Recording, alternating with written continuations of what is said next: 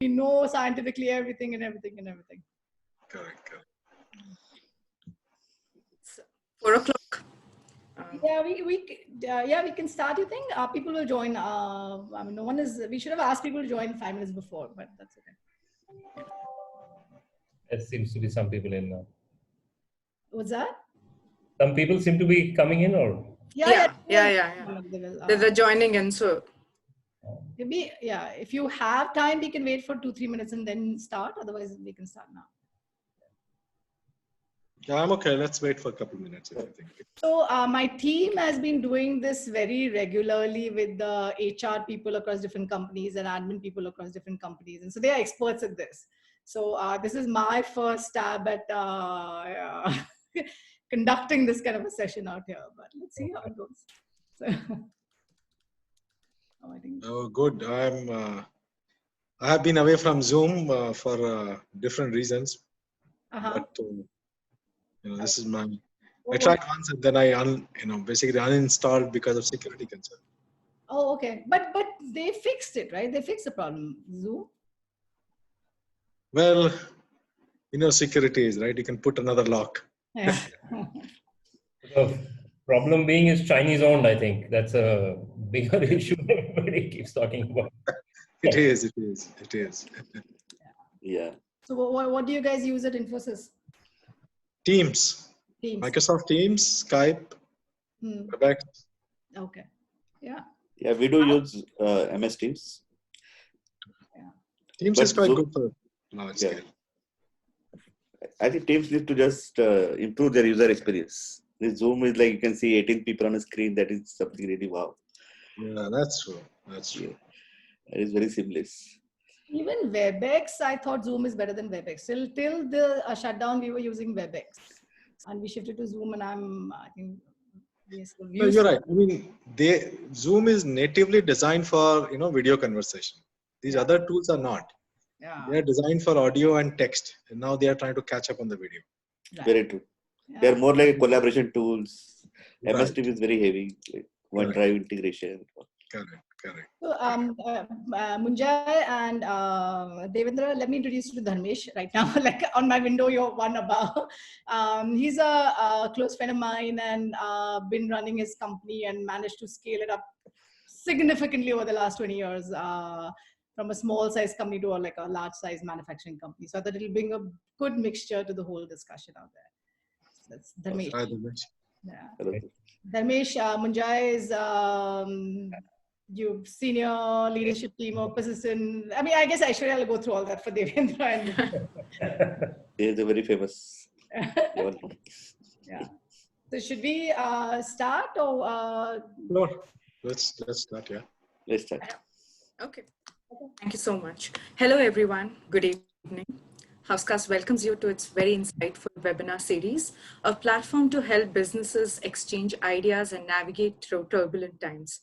Before we begin, I would like to give you a brief introduction about HausKhaas. HausKhaas is a B2B food tech company currently working with 100+ companies for their corporate food requirements. Once again, a very warm welcome to all the panelists and participants to this panel discussion hosted by HausKhaas on a CXO 360 perspective on current scenario. My name is Aishwarya Ramesh, and I'll be co-hosting this live panel discussion along with Sharmila Bhide, the founder of HausKhaas and the co-founder of CalSoft. Our panel members for the webinar are prestigious business leaders from different industries who come with vast experience and insights of over 3 decades. With this, I would like to welcome and introduce our panelists for today. Our first panelist for today is Dharmesh Mangwani.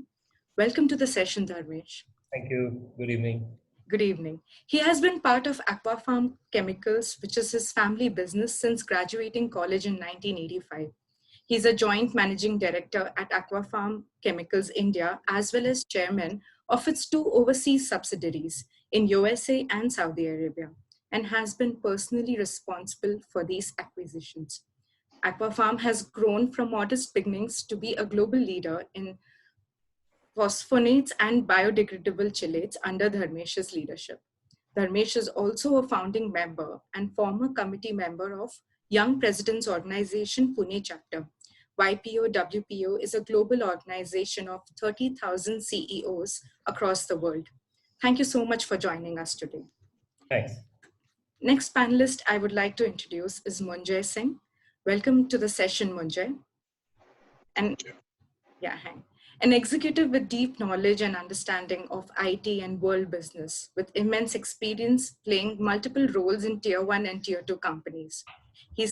He is currently the Senior Vice President at Infosys and has been the CEO of 3 small tier engineering services and defense technology companies.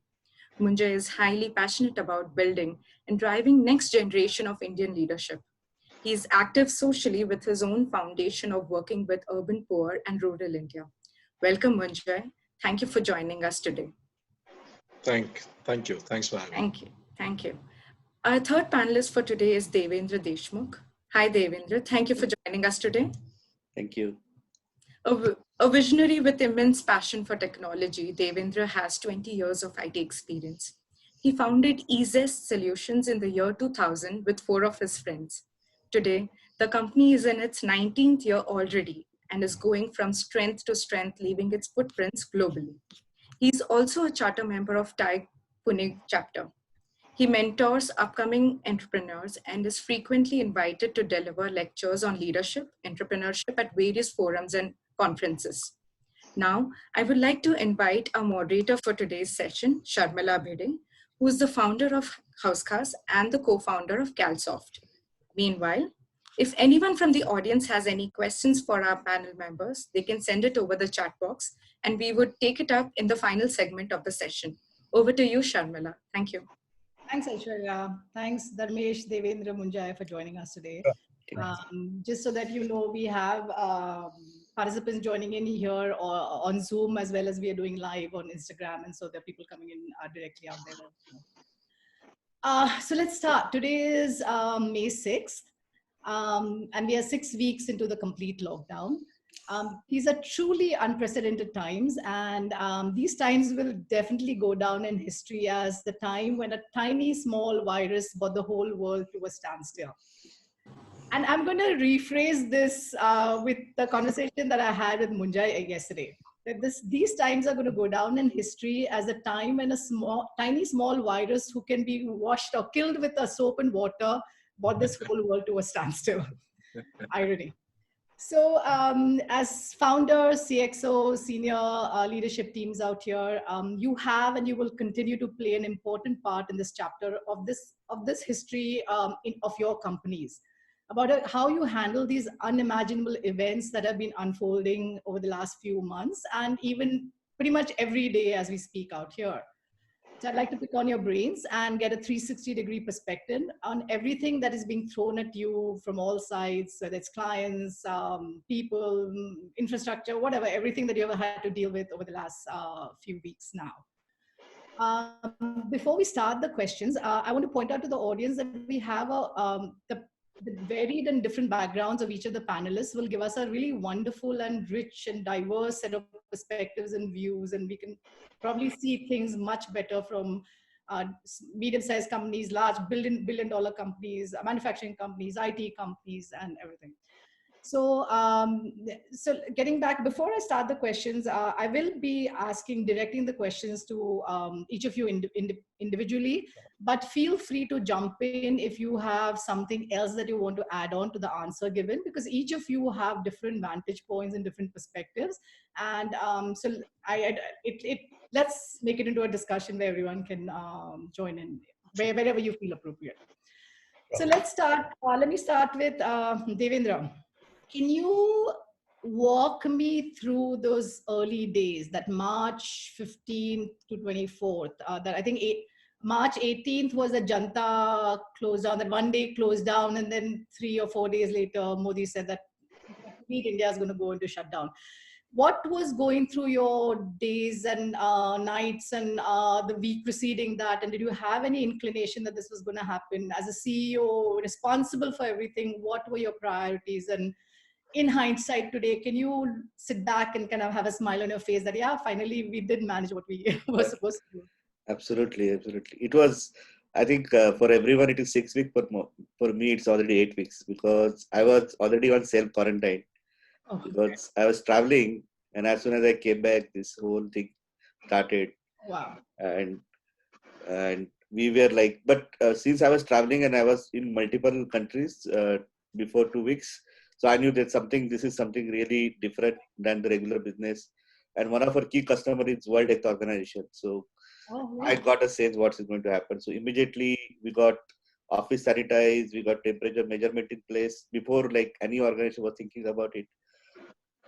But as soon as we realized that this is going to be definitely going towards this work from our remote working, so we started drafting the new SOPs for remote working. That is the first thing that we did, like how people will submit timesheets, how we'll take care of cybersecurity, VPN. So as soon as the first Janta curfew started, we already started moving a lot of hardware to the team members' home. We procure internet dongles. We started doing checklists, sending everyone email asking their like where are they, which location, can they travel back. So a lot of work. I think our HR, system admin, finance, all the, and we are very thankful to the SEZ authority because for us it was quite complicated because we were part of SEZ and remote working is definitely quite a challenge. So we got amazing support from SEZ authorities, and immediately 90% of our like team was up and running. There were some guys who were traveling, like we have some cases where people were abroad, they got stuck, somewhere native place, they got stuck. Otherwise, 90% of our business back and running and absolutely without any much hassles. But those, I'd say that 7-8 days was like we were working for 18-20 hours. Our team was in the office till 12 o'clock, 1 o'clock in the morning to make sure that everything is fine and working. So we as a team, that one of the thing was that deep focus on customer retention. That is that like that was the biggest driving force behind these activities. Right. Wow. So it's similar to you. I was traveling and came a week before this lockdown happened. So I am not aware what happened in India out here. In the US, companies have started work from home, Facebook and JP Morgan and everything out there. So we kind of had some inclination. Did everyone in India knew this was going to happen at that point?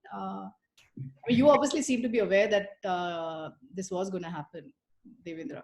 Yeah, absolutely. We were like considering the contagious nature of the virus, we realized that this is definitely going to, and that's why we started this SOPs in advance. And I think that helps a lot. Right. Okay. Okay. So at a different scale, going to Munjai. So East is what, like 1,000 people, something similar to Talsoft size. Right, 800 people. So we went through pain similar to yours, transferring these people back home. So that moving 1,000 people was a big task, let me tell you. Now you guys are what, 40,000 people in Pune. So that's a complete different ball game we are talking about, right? It's that things have to happen at a different level.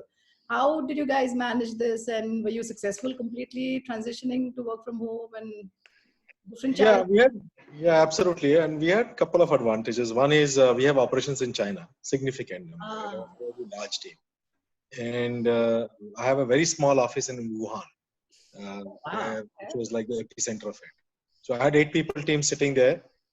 So we got to know about this much before most people in India had heard about it. So we were exposed to what was going on in China in terms of lockdown, etc., etc. Plus, I mean, as a company, we run like fairly large, operations. So we have a regular BCP plan which covers for all kinds of scenarios. So our preparation level is very good because we run these kind of scenarios all the time. And the third was, we realized that this is unprecedented, right? So we figured out that because of our China experience, we needed to engage with customers little early in this whole thing.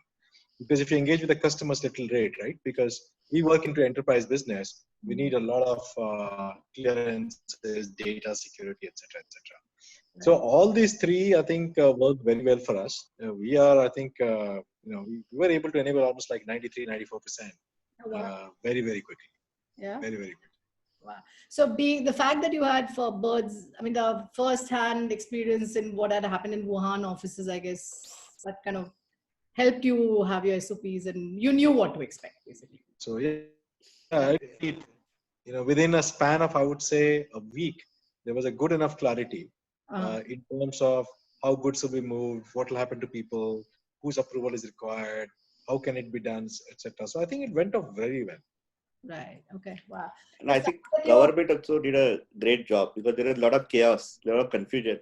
But first time we saw the government officials like commissioner coming on video call, NASSCOM is taking initiative. That is something really incredible. And they were all accessible. I mean, I've had calls with both Naval Kishore Ram or Sandeep Bishnoi and all these guys. Call them saying, "Hey, I need this help. I need to move goods. I need to have people think." I mean, all of them have been extremely responsive. They, on WhatsApp or call, we need something. They've been MIDC has been very, very supportive. So I think it is, I think government has done, I just opened today, our first set of batch of people. Congratulations. Congratulations. We started today. And government is very keen. The government is saying, "Hey, can you guys do more?" We're like, no, let's slow down. We want to make sure we run it well before we scale up. Right. But absolutely, there's tremendous support. And I think that's great. I mean, I think India, we have been under this impression of, government doesn't work. But I think in this case, it has definitely done a great job. Absolutely. So it's not despite the government, it's because of the government, with the help of the government. Not this time. I don't think any leader can say despite government, we did well and all that. And this time, definitely not. Great, very good. Yeah. So Dharmesh, manufacturing companies, like I said, it's a black box. It's completely different from my point of view. But really, you can't. I'm imagining there's a factory running and there are things in different stages of manufacturing process. You can't just one day turn the light switch off and say, okay, it's paused, and then restart and just pick it up from there, right? It has to come to some kind of a logical point where you can make a clean pause out there. So how did you guys handle it, and challenges faced in this? Yeah. So I've actually made my presentations a little different in the sense that, okay, it's our essential goods, a chemical supplier, in a different space than having dealt with the other manufacturing companies who are struggling. So I'll give you a bit of perspective of both ends so you guys also understand. Right. Although our own products are under essential commodity raw materials, and even though one of our products is a key raw material for the manufacture of paracetamol, which you all know is recommended medicine for reducing fever for COVID. Right. We were asked to close our plants. So the state government was completely in the blank. So we had a lot of issues there. There was no clear vision that it was just a straight cut, shut your plant. Then we ended up taking permission due to the hazardous nature of our product and process to stagger the closure. And we were given 2-3 days typically to shut down our facility. Post this, we applied for a restart. And our plant is in Mahad, and we were given permission to start within 3-4 days. But with limited staff and with less than 50% of the workforce. So this happened, we got the workers, we managed to get the supervisors in place, but the ground realities were totally different out there. We had a lot of issues with the local police who had not been issued clear directions. We had a lot of issues with political parties throwing the weight around and taking their own decisions, not allowing the workers or supervisors to commute to the plant back and forth from the village. The time frame also was too short for us, to take any action that would have helped to, say, increase stocks or increase movement of goods. We were not able to take some make some critical dispatches, and we faced serious logistical issues as well. Oh. Yeah. So even post, the time we restarted, we were unable to start one of our critical plants. No trucks were available for cargo movement. Once these were organized, containers got stuck at the port because there was no ships calling on India. There was congestion at the port. The labor were not available because they had moved out. So this, started compounding into serious issues. So you could produce 50-40%, but you could not sell anything. Right. Raw material movement was also not possible for a couple of days. So while we, just like Devendra mentioned, also prepared our SOPs, went back, how many people work from home, went and bought out laptops, got the whole IT rearranged to support this activity. But we are able to only produce up to 50% of our capacity. The situation, however, for most of the manufacturers who are in the non-essential commodity space is not that simple. They have had to close down completely. Right. This is the case with most manufacturers across different industries. But an interesting point here I wanted to highlight was the differentiating point between the IT and manufacturing industry. Manufacturing industry also supports a lot of ancillary industries.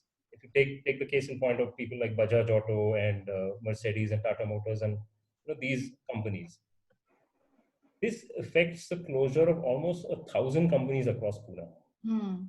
Yeah. They employ close to 20 to 30% of the working population of our city. Now, it is not an easy task even for the state government to handle. Yeah. So from our perspective, the state government's reactions have been very arbitrary. They've not thought through steps required to have a gradual closure. They should have thought through steps to avoid supply chain issues, to maintain production of raw materials, material movement, and especially for essential commodities as well. I'll end with one small thing where our FMCG clients were actually very upset initially because we are exporting 80% of what we produce. And we gave them this news with regards to disruption in supply chain. They didn't take it well. And it ended up with some of them reaching out to our competitors to supply. For them, it's just supply chain all the way through. So for us, this really is a big challenge for going ahead. But the damage has been done to quite a lot of extent. Wow. Many Chinese companies who are our competitors, have bounced back quickly from the lockdown. We had managed to keep them out of our customers for a number of years, but they've now managed to make inroads into our key accounts. Wow. I guess, Matt, you are dependent on so many aspects on supply and distribution side out here. It's not like just people go home, take laptops, and they're done. Right. Interesting. I think IT is the luckiest one in the industry. Absolutely. Well, there are negatives. We'll come to that. Don't worry. Yeah, we had a different challenge. I mean, one of the things which we learned, and I'll just share this, connectivity and power supply, which is taken for granted in most developed nations, is not here. So, we had to ship dongles and UPSs and, to make sure people are able to work. Yeah. So some of these things which are taken for granted is not available in the country. So I think that's the biggest learning, that we need to do a lot more on that kind of. But luckily, at least Geo came a few years before. Otherwise, we would have been even worse off, I think. Yeah. Yes. And not like Dharmesh, I can understand, because manufacturing has my customers, and a lot of them are in a very difficult situation. Yes. Manufacturing, retail is suffering. Oh yeah, that's another story altogether. Retail, your hospitality.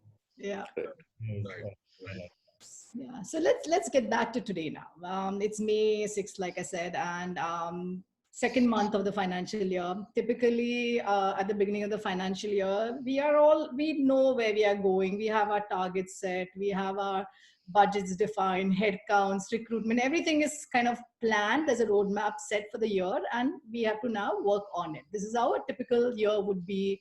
And the financial planning was done probably January, February, March. Come middle of March, everything is just completely turned upside down out here. So the question to you, Devendra, how is this like navigating blind plane out here with no instruments, no guidance systems out here for the year? And how do you plan to do this? What's your roadmap for the year? How do you plan? Yeah, I think that's a great.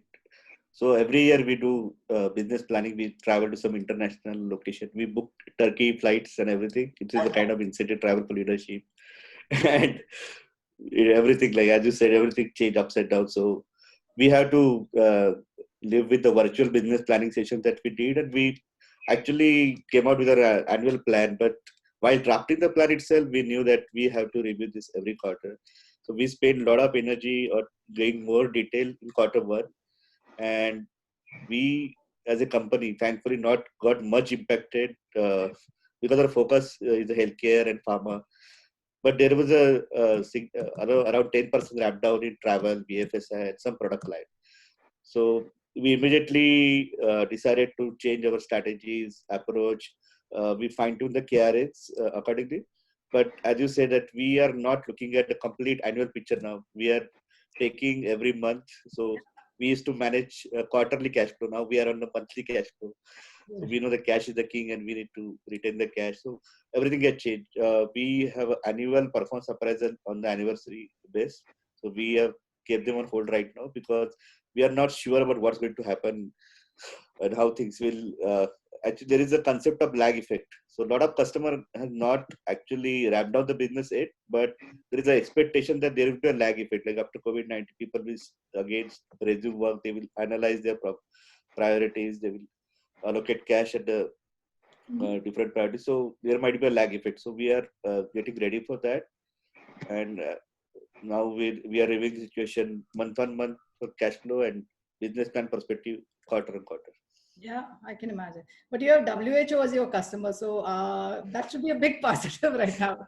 Though Trump cut off the funding, so you should be careful. Yeah. Trump cut off, but there is a lot of other, thankfully, support by Bill Gates and other players. So, we recently were, yeah. Yeah. We hope that WHO come out of this political mess very soon. I know.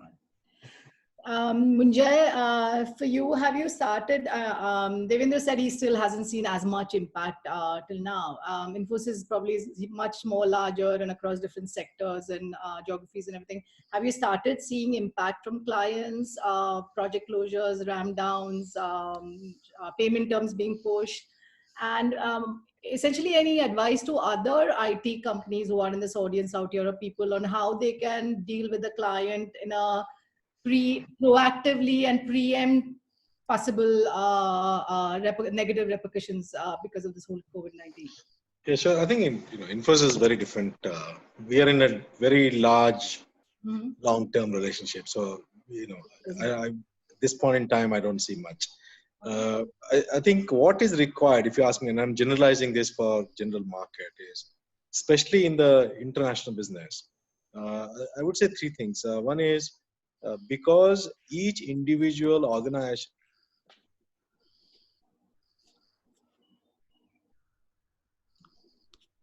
Hello, I think we lost Munjay for a second. Yeah. I think I would like to add something here. Even if we are not seeing much impact on our business right now, but we are working with our clients very closely. For example, Munjay is back. Specific to a particular client. Munjay, we lost in the middle, so just. Oh, sorry, there was a call coming and I had to cut off. So what I was saying was, you need to be very flexible because the solution needs to be tailor-made to a specific customer. Because a specific customer in a specific industry has very unique experience. And execs today are going to take decision based on their individual experiences. This is not going to be a broad-based, everybody is doing this in America, so let's do this. That's not going to work. Absolutely. You need to be extremely flexible. The second thing is agility. I think it's extremely important to react quickly to this situation. So, all these things that we talked about, business plans, quarterly and all, I think right now, this environment we are in, we need to really look at pretty much daily, weekly, monthly basis. And we got to, if there is a particular way of doing things, we need to quickly, adopt it. There's another way of doing things, we need to quickly adopt that. So agility in organization is extremely important. And agility cannot be centralized, especially, organizations like Infosys, which are like, 230, 40,000 people. I need to build agility at the edges. So I need to bring decision making to the edges. So agility is extremely important in in an uncertain environment. And the third thing, which I think is extremely important, is responsiveness. How do you respond, to these specific things? Because each industry, let's say, for example, let's say there's a manufacturing supplier who's a global supply chain and it's auto industry and they've shut down everything. Now you have a choice to make. You can cut down your entire people who are supporting that. I'll say, look, I understand this is a pause and we're going to come back slowly. And I need key talent. I need the knowledge. I need to retain some people and invest in that. Like I remember one of my mentors used to say, stress and difficult time is when you build muscle. The time to build muscle for organization. So this is, and I think these three things, if we do well, it will help build muscles for our organization. Absolutely agree. So what I was telling Sharmila, that we should talk to our customers. So we have taken that as initiative. As Munjat mentioned, every executive is thinking differently, personal experience in the industry. So as a company, we have taken that as an explicit action. We are talking to every executive, every client, understanding their pain point, understanding their cash flow, how we can support them. So we have also worked with one of the retail clients where their revenues actually kind of zero due to lockdown. But we are supporting them financially, how we can stagger the payment, can we offer some discount. So instead of customer coming back to us, we are proactively reaching out to customers. That is very important. Absolutely. Right. Absolutely. Yeah, makes sense. Dharmesh, planning in this environment for manufacturing companies, key challenges. I mean, because you're dependent on so many other suppliers and everything out here that I'm sure this must be So challenges. there is definitely the uncertainty of closures. Yeah, in future, if the number of cases basically are not brought under control, we have to be prepared for prolonged or partial shutdowns, lockdowns that can happen with a short notice. And I think the time period is roughly going to be around this 18-month window where you'll see a lot of ifs and buts till a vaccine is discovered, till people are. And this can happen in any location globally, right? So we've seen that, and this is very disruptive. Keeping this in mind, we have prepared a contingency plan.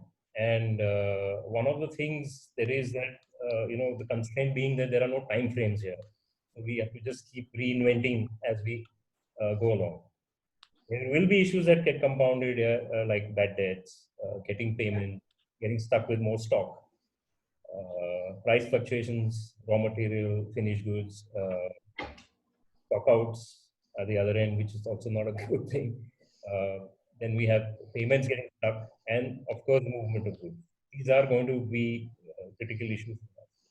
Yeah. This could lead to cash flow issues for us and become a major constraint and has serious implications for the entire business really going ahead. My bigger worry really is with regards to consumption. If you see what happened with oil, as countries started going into lockdown, consumption reduced globally, and the price of oil dropped significantly. Now, these are going to be tough times for all products across geographies.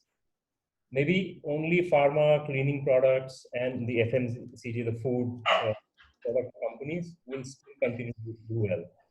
But for most industries, these are challenging times.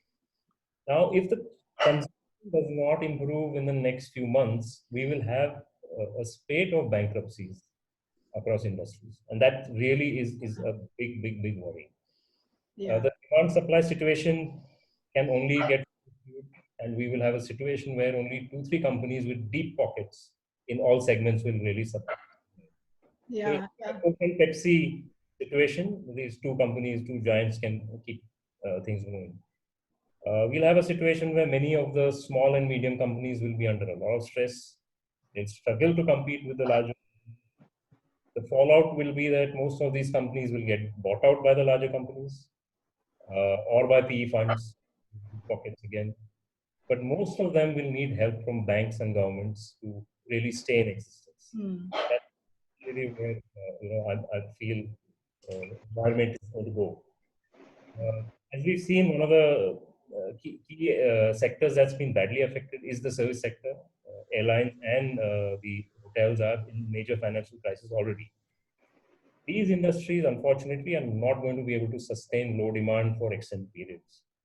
And see, today, travel for business or pleasure is not a reality for the next 6-7 months, right? And this brings up a lot of questions, and this is what we are grappling with all the time here. That what will happen to these businesses? Will they be able to pay salaries post the 6 months of no business?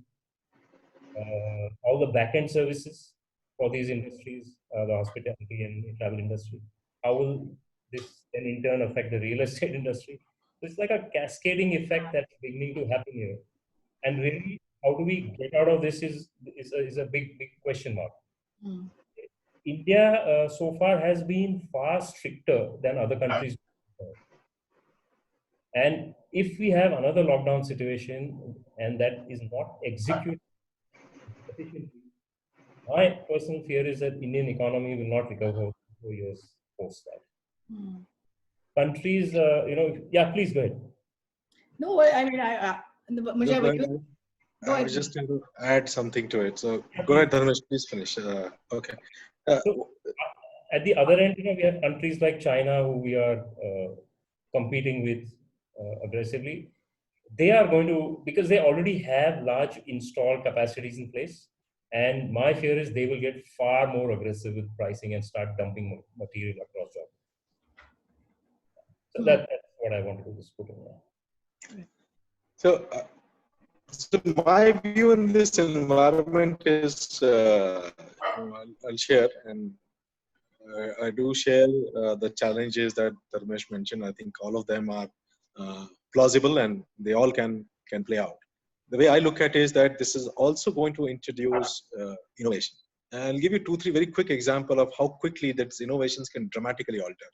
Now, today, I travel today with my passport, a physical proof of my citizenship.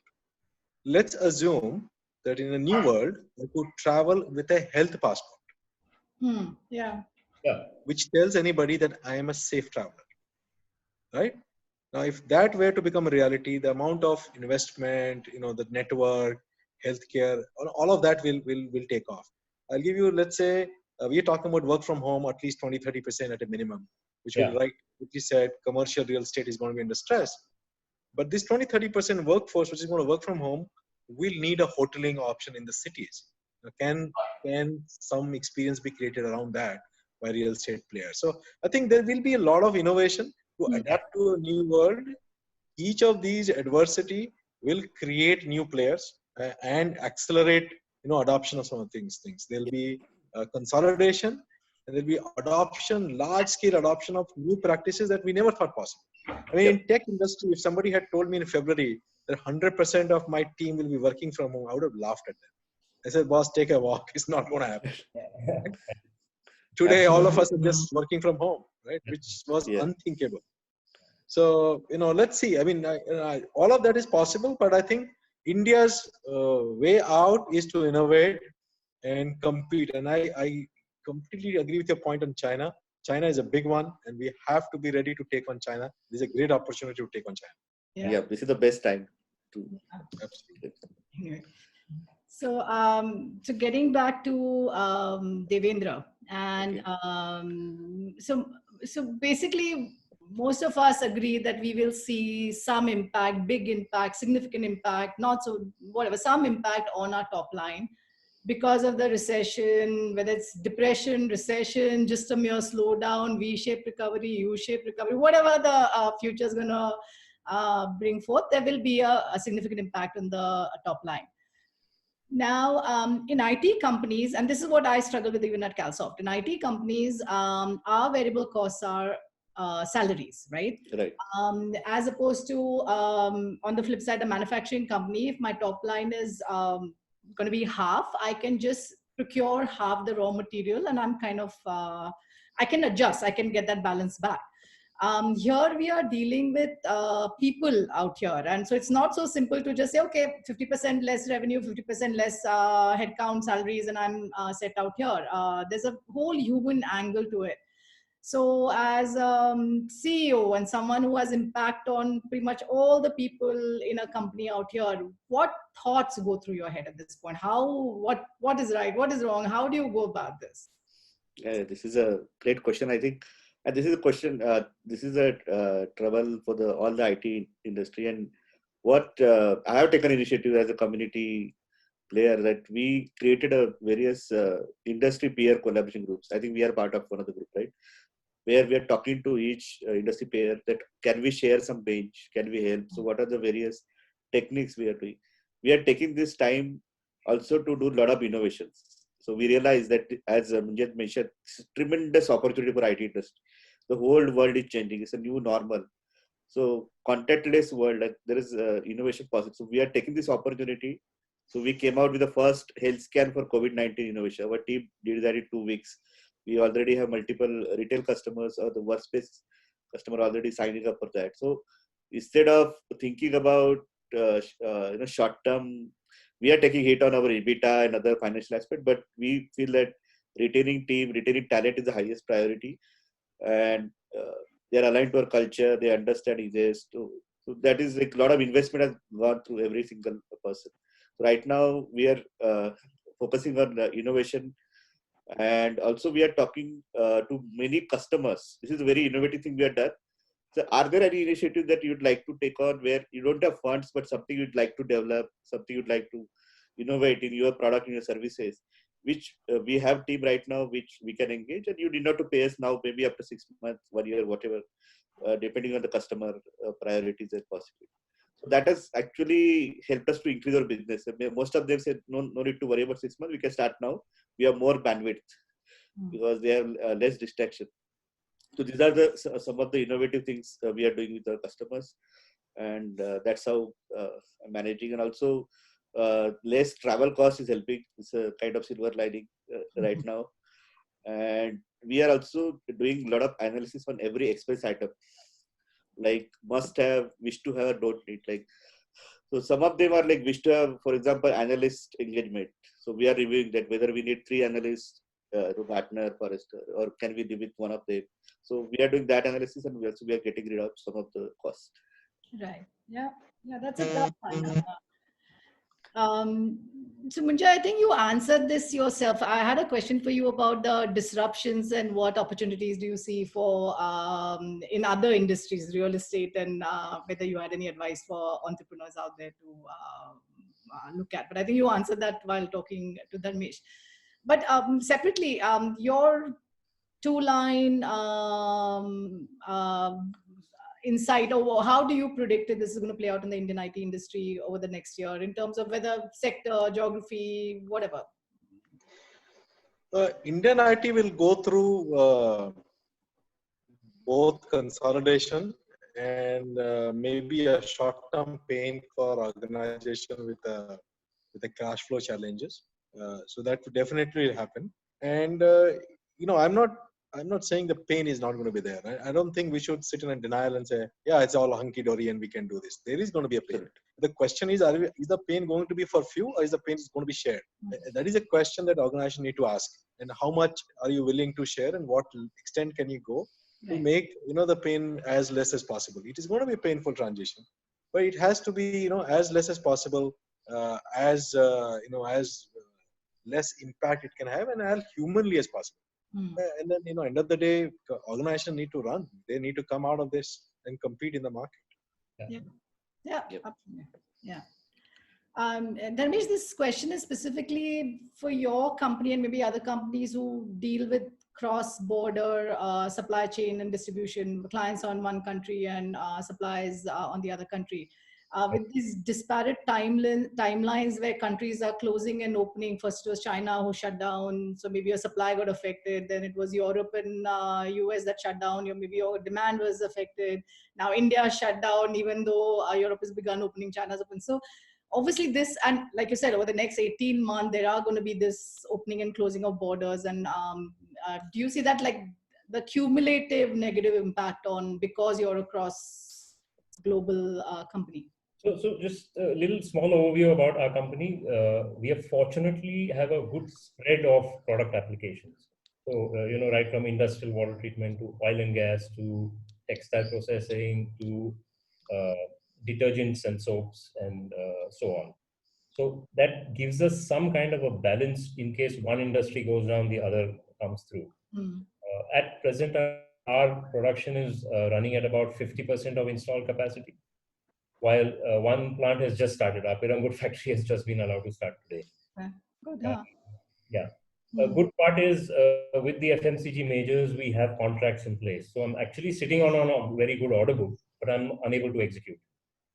We are struggling to really meet our customers' demands at this point in time. What we did is we made some quick moves initially as soon as this was declared. And as soon as China started opening, we started ordering material out from our competitors in China to build up our volumes. This has enabled us to actually keep the supply chain moving with our customers. There was no choice really. Right. Yeah. So moving ahead, you're right that this is an imbalance that will continue. We will have to have an action plan in place, that will allow us to be flexible and also increase market share from our competitors. So this is, like Munja said, this is also an opportunity, and one must view it so. Having said that, our competitors also face similar issues, right? Being all across the globe. So for us today, the best way forward is really having a multi-locational supply arrangement in place. So in case India shuts down again, we can rush to another location for China, like China, for instance. Right. The other thing we've done now is we've also recruited a couple of people in China, chemists. We have a China office, so we recruited few chemists there, and we're making sure that the quality and is maintained, which is similar to our product quality. So the customer really doesn't feel any need to look for new vendors elsewhere. So you're spreading out your.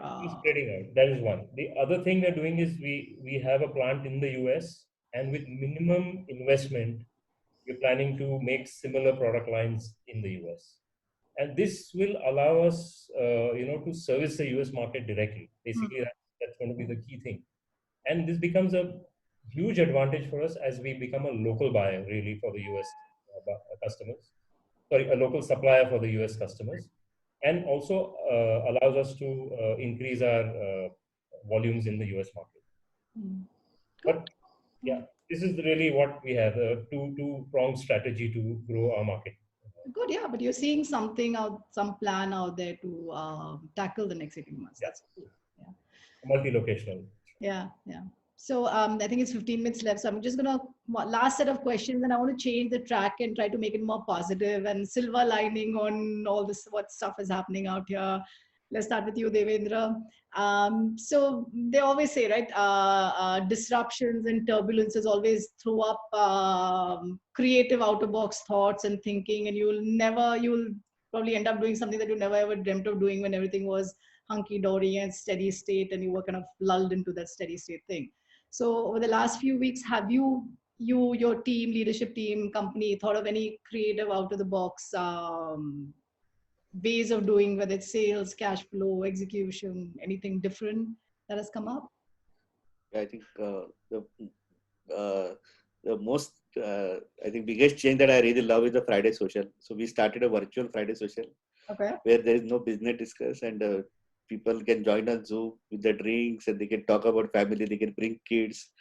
I think that has really helped. Also, we started a formal virtual coffee session because we realized that what was the binding factor was there is a lot of coffee discussions, the people talking to each other, sharing a lot of ideas.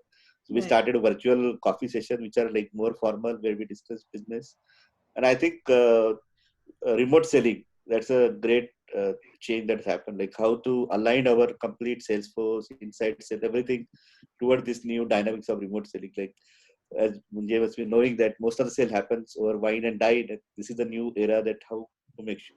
But I think as I talking to the customer, getting close, trying to understand pain points is really helping us. Just chatting with them, just checking about their health. So these are some of the things I think we implemented.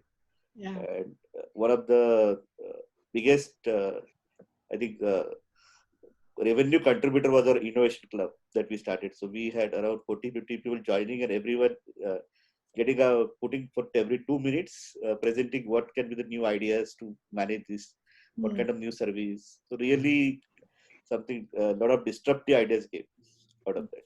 Yeah. Yeah, I can tell you about HausKhaas. So basically, we sell into admins and HRs in different companies, right? Big and small companies. And to them, selling was always you have to go and meet them. You have to go and I come whenever it opens up. We'll have a meeting and then we'll understand. They are not very technical, or they're not comfortable on Zoom and everything. But over the last few weeks, we've actually managed to get admin people, okay, probably some admin people, Munja, even in your company out there, who's come on Zoom. We've managed to present our thing out here, and that essentially opens up a whole new channel for marketing for us. It's efficient. It's geographically, I can sell into Mumbai, Delhi. It doesn't matter from the team out here. So I think it's amazing. It's incredible. Yes, I think, yeah, absolutely. HausKhaas is creating thought leadership on this. I think webinars is a great tool. Yeah, absolutely. So Mujay, what is the effect of work from home productivity? What is the effect on productivity during this work from home? And you see that as a boon in disguise. Do you think this is here to stay? Given that I think a week ago, TCS announced that they were going to have a 2-year-long work from home thing. I don't know whether that's true or whether that was a WhatsApp forward, but is that to stay? Is this to stay? Yeah, I can't comment on them, but definitely it's going to stay. And I think it will require dramatic changes in how we, in the tech industry, how we work. I think a lot of tech industry was built on, need to be there, the team need to collaborate in person. That will go to virtual collaboration. In virtual collaboration, the need for oversight will come down drastically. So the management overhead not only will come down, it will also become very different compared to what it was earlier. So I think those changes are going to become permanent, and it will drastically alter both cost structure and service model. So both of them will become very, very different. And I think this is another angle which will come, which I think we are just starting to see that. This whole no contact stuff is going to become very big thing as an industry itself. Plants will start to put 5G networks so that they don't have minimum people there. So in case something happens, they should be able to remotely operate a plant. Lift will not have buttons. You can pull your mobile and just the button will come and you can just press that and you can use the lift. So the whole industry of no touch will become a big thing. IoT, for example, right? That's what a lot of things will come up, and I think each companies will look at their universe and see what can be done, because this is a life-changing experience. We never thought we'll be locked inside for so long. So it's going to alter each one of us, each industry. Yeah. Dharmesh, this is one. I hope this is the biggest, best silver lining that will happen to India out here. Given that I assume you did mention that Chinese competitors started supplying already, but I know Trump and in all his big words and everything out here, essentially off with China and everything. There is a negative connotation associated with China today. Is this India's chance to really up its manufacturing game in the world's eyes? Do you think we can take this by the horns and just go ahead with it? So, quick perspective. The Chinese total economy exceeds $12 trillion. Okay. India is around 3 trillion. That's one thing. They spend about 4 times our spend on defense. China government expenditure by itself is about 3.3 trillion as compared to India's 640 billion. This gives you an idea of the gap between the two countries, really. The China government has an agenda, which is the key differentiator here. The agenda is that it understands it wants to be the most powerful nation on earth. And they are following it through with different measures and different things to do. And to be strong, they know they have to be economically strong. Now, that's really how the whole China story is built. They have built this global factory of the world. They have currently, as we speak, they have supported industry with about 13% VAT rebate. I don't know, Munjay, if you're aware, on these goods that you export, they get 13% straight in their pockets. This is post-COVID. All the banks have been told very clearly, pay salaries for the month or 2 months. Help companies pay salaries for a couple of months so that they come back on stream, because consumptions are still not back to the normal.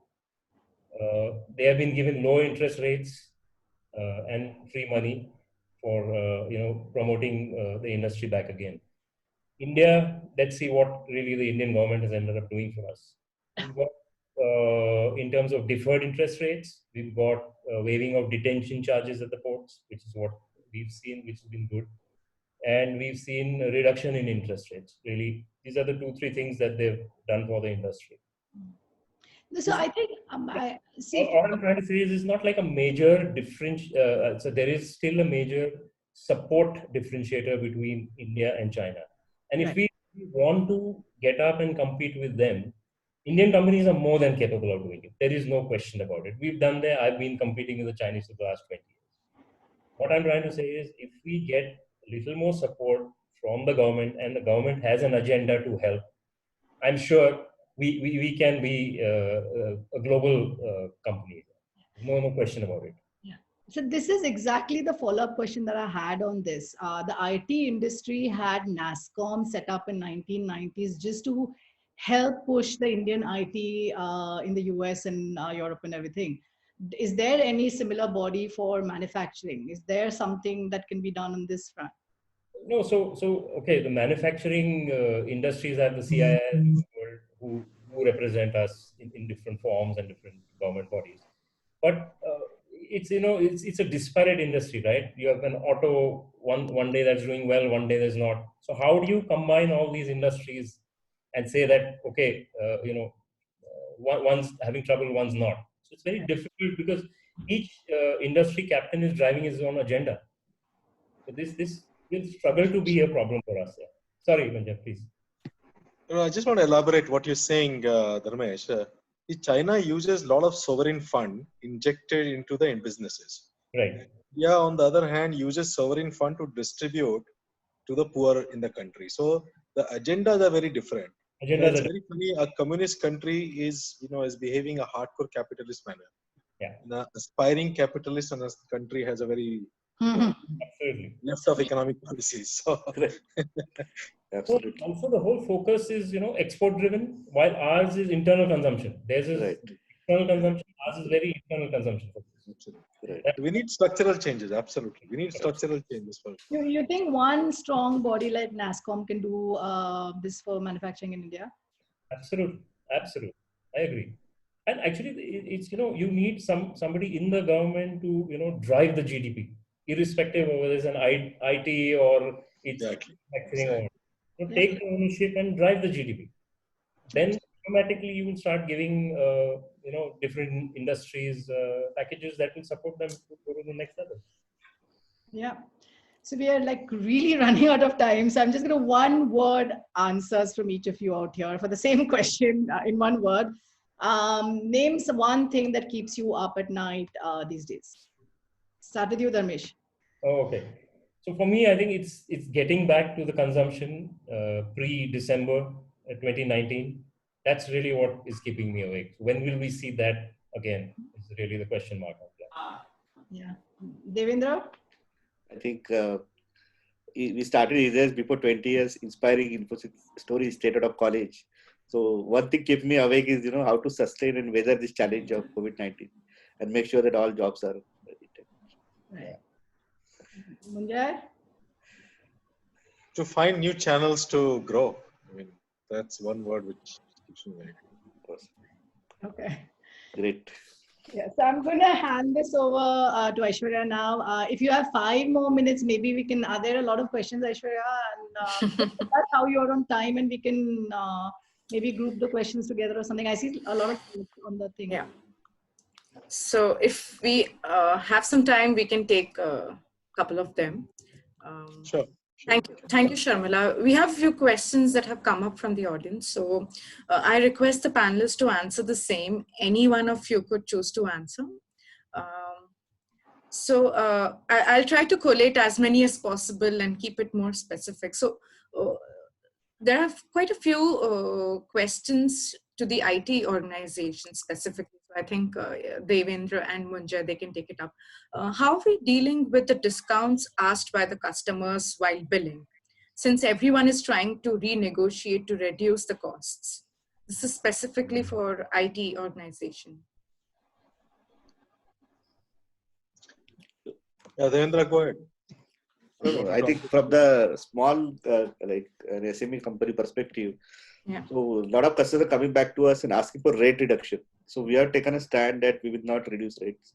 We understand your challenges, like as I mentioned, some of the retail organizations, basic challenge. So either we are giving them more credit period, and in worst case they're asking for discount, then we are giving discount, not rate reduction. So with the time. Okay. Munjay sir. No, you answered. That's fine. Okay. So There's a question on how are you planning to resume after the lockdown ends in this uncertainty on when the lockdown will be and relapse strategy as the graph is not going down and lockdown might resume again. This is again for the companies. We started today. I just announced at the beginning. Yes. So my first lot of 200 odd people are there in the campus today, and every day will keep increasing. We are very cautious. Nobody travels from containment zones. It's only from the green zones. And we'll keep building up. I think we can't sit at home and twiddle our thumbs saying, "Yeah, oh my God, what to do." We have to get back and bring economic activity back on the track. Yeah.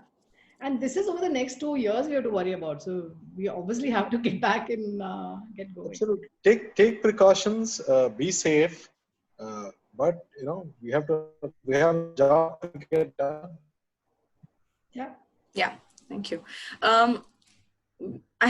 There's a question for the manufacturing environment. Dharmesh, if you could take it up. Your revenues are at a complete halt during lockdown. You can't continue delivering. It's a big blow and losing out on 2 months. Is there any way you can recover these lost revenues? How do you manage cash flows under these circumstances? So like I said earlier, luckily for us, our plants are back, even if it's at 50%, and we've put in material from China in our supply chain. So we did manage to recover quite a bit during the last month, and April result was almost 72% of our budgeted revenue. So we didn't do too badly in that sense, at least on the revenue front.